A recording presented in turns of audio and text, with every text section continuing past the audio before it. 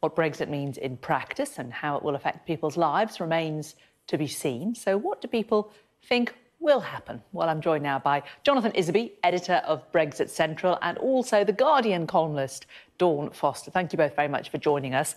Jonathan, to you first of all, what are you most looking forward to waking up to in 365 days' time? Well, I'm looking forward to the fact that Britain will be very much out of the European Union and in a position, particularly in 12 months' time, to start negotiating its own trade deals. We know that the implementation period that the government has agreed with the European Union will mean that there will be this kind of limbo period until the end of 2020 where, frankly, not a great deal will change in terms of everyday life and the laws that we abide by. But the one big difference in 12 months' time will be that Britain will have the right to negotiate, to sign and ratify trade deals with countries all around the world, whereas for the last 40-odd years, that power has been ceded to Brussels. Dawn Foster, are you looking forward to anything? Boris Johnson wrote in the Express today that a glorious view awaits. I think I'm looking forward to hopefully seeing some actual policies and seeing exactly what happens. I think one of the big problems at the moment is that nobody's really sure what's going to happen. You know, we haven't got anything concrete from the government. Even the most fervent defenders of Brexit still don't really know what's happening. And I'm very, very worried about the Northern Irish border. A lot of people in Northern Ireland are. And all we've seen so far is the government repeatedly fudging the issue, you know, trying to speak to the DUP about what it could mean. And, you know, Dublin, Belfast and London still don't know exactly what could happen and what will happen there.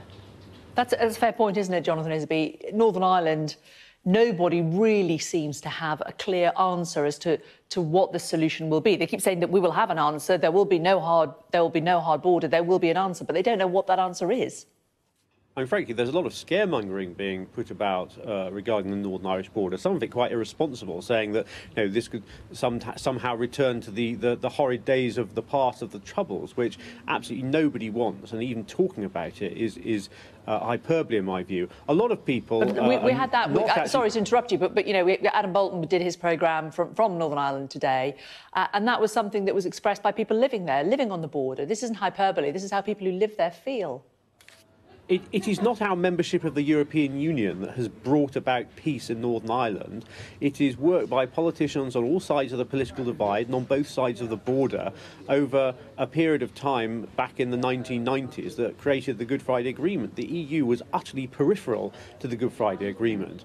But what we can see in terms of that border, what the solutions ought to embrace, in my view, would be very much technological-based solutions which completely get rid of any need for any apparatus at the border. Indeed, both sides, the British government and the Irish government, have said they don't want a hard border. I think the British government is absolutely going to stick to that. The only situation I can conceive of there ever being a hard border would be if the European Union instructed the Irish government to put one up, which would clearly be completely against the Irish government's interests, would be very bad for Ireland, which would mean that would be the European Union acting in a very in a way showing very bad faith towards its own member state, the Republic of Ireland.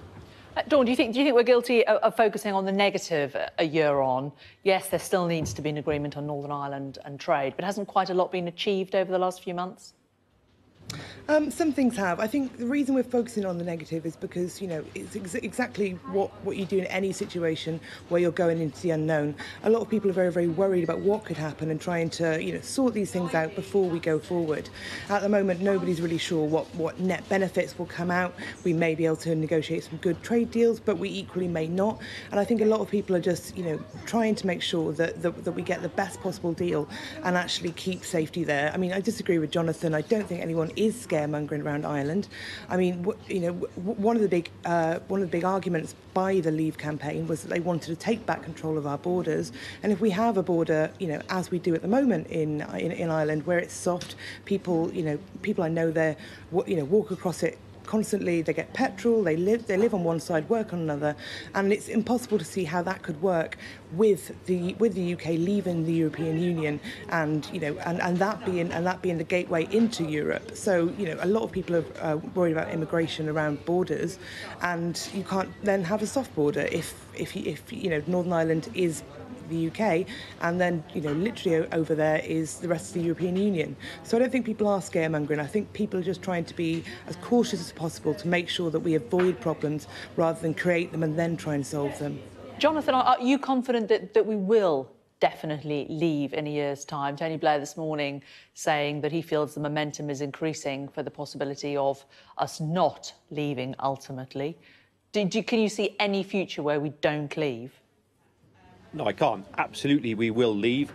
I think every time Tony Blair opens his mouth and says, the people, you got it wrong, we should change your minds, I think that probably just solidifies those of us who want to leave of the case for leaving, and actually probably solidifies the case amongst people who were kind of doubtful either way, but who think actually being told by former prime ministers who enjoy less than universal acclaim in the country that they made a wrong decision is not a very clever way of going about things. You know, we saw the biggest mandate in British electoral history at the referendum. 17.4 million people voted for Brexit. The idea that it somehow could not happen is utterly absurd. What kind of message would it send to countries around the world who we're encouraging to become more democratic, that when you have the biggest democratic exercise the country's ever had, and you have a small elite of politicians trying to overturn it? Dawn, the one thing that has been pointed to is the so-called meaningful vote in the autumn as a possibility of something that could stop Brexit happening. Could you see a position occurring where, as Jonathan was saying, elected representatives of the country go against what the people of the country voted? I don't think so. I think it will go ahead now. I think, you know, I agree with Jonathan that Tony Blair is never helpful, and also the fact that because the vote has happened, it needs to go forward. But I think that, you know, the depth of feeling points to a wider problem that started before Brexit, but has really, really worsened since the referendum, which is that we do live in a very, very polarised country now, and the depth of feeling on both sides doesn't seem to be actually ameliorating at any point. People seem to be, you know, more entrenched in their views, more upset, and I think that we are actually dividing society, and that's going to be a really, really big problem in the future. A lot of young people really wanted to stay in the European Union. You know, most older people didn't. So I think that, you know, we are seeing a society that is fragmenting, it's dividing, and it's getting very, very fractious. So politics, you know, is less pluralistic, a lot more tribalistic, and I think that could cause a lot of problems in the future once we leave the European Union. OK, Dawn Foster and Jonathan Isaby, thank you both very much.